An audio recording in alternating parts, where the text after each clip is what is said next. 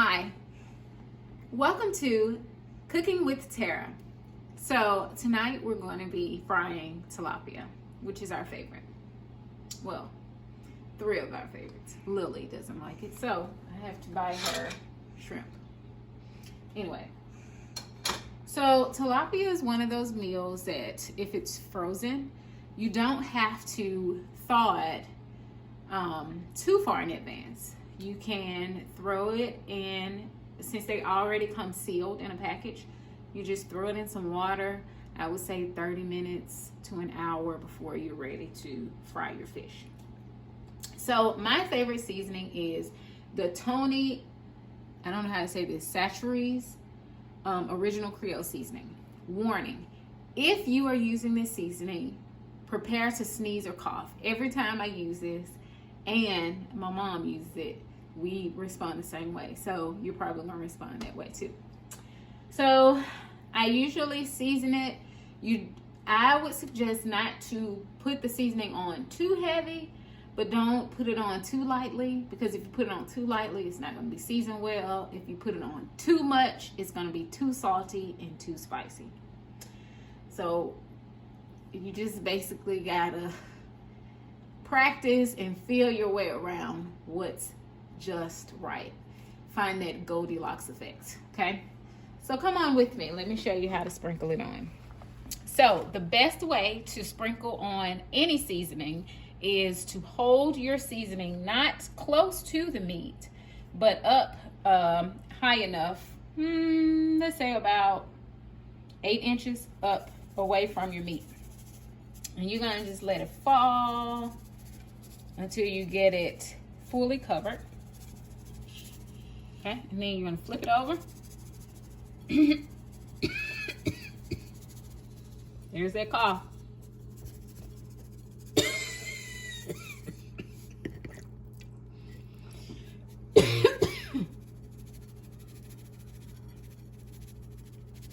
Now, once you have it covered, go ahead and fill your skillet with your oil. Now, the best oils to use are avocado oil or extra virgin olive oil. Vegetable oil, canola oil, safflower oil, those are no-no oils. So, because olive oil and avocado oil is expensive, I don't fill it up. I don't fill up the skillet that much. I just make sure that the bottom of the pan is covered. And you can fry your fish. It's enough oil to fry your fish. So I'm going to get that oil out. I find a 100% avocado oil that says high smoke point. I think the smoke point is about 500 degrees. So what I'm going to do is just fill the bottom of the skillet with my oil.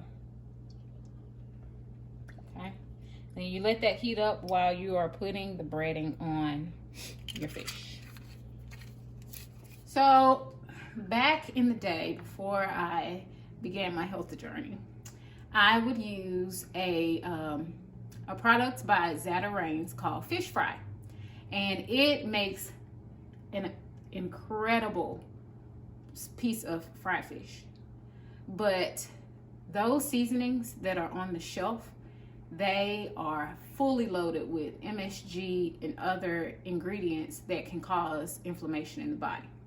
So now that we are a gluten-free family, I have found that a gluten-free all-purpose flour and either like a starchy flour like tapioca flour, a mix of that to lightly coat the fish will give you an incredible breading, just as well as the Zatarain's fish fry. So I usually eyeball it. I would say if you're making about 6 or 7 pieces, only use about 1/4 cup of gluten-free flour and maybe 1/8 cup of tapioca flour to create your mix for your breading.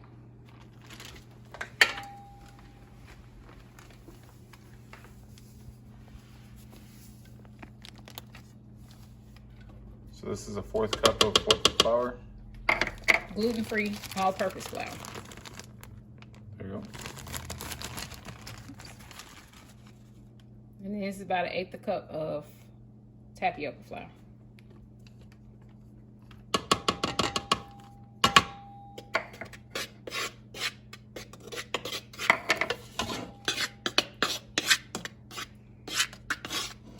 If it's not enough,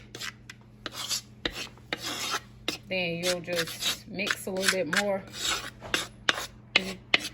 What I end up doing is making too much mix, and then I have to throw it away. And this flour is really expensive. It's not worth mixing and then having to throw it away.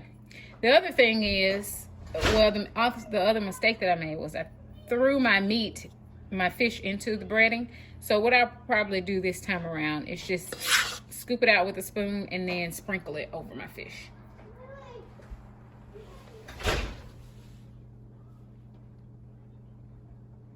That way, if you have excess, then you can just store it in a baggie and use it the next time you fry something.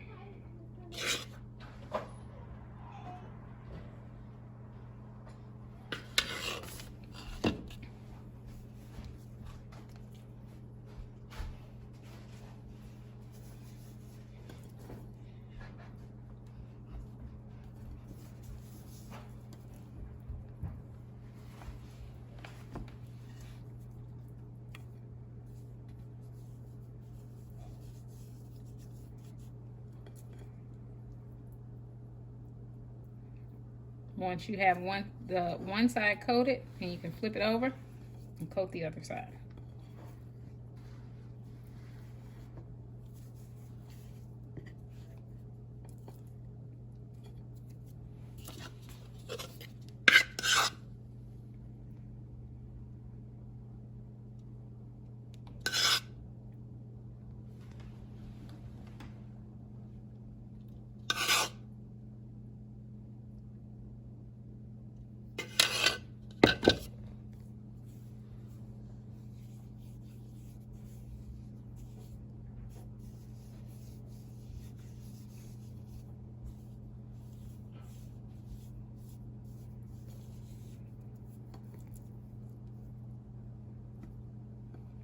And I just shake the excess off of my fish that's coated onto my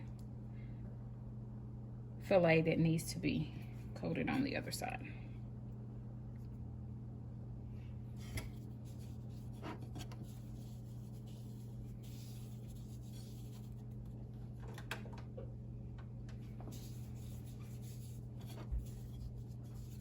All right, so when I get the oil ready, I actually heat it up on the medium to high setting.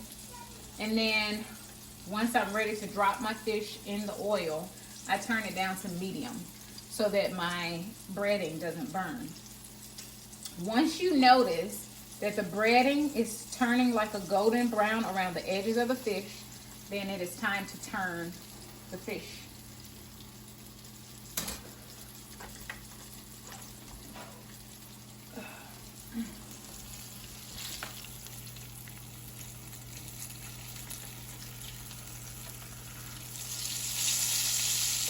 And another important thing to know that your oil is ready, hot and ready, is that you'll hear the sizzling once you drop your oil in the fish.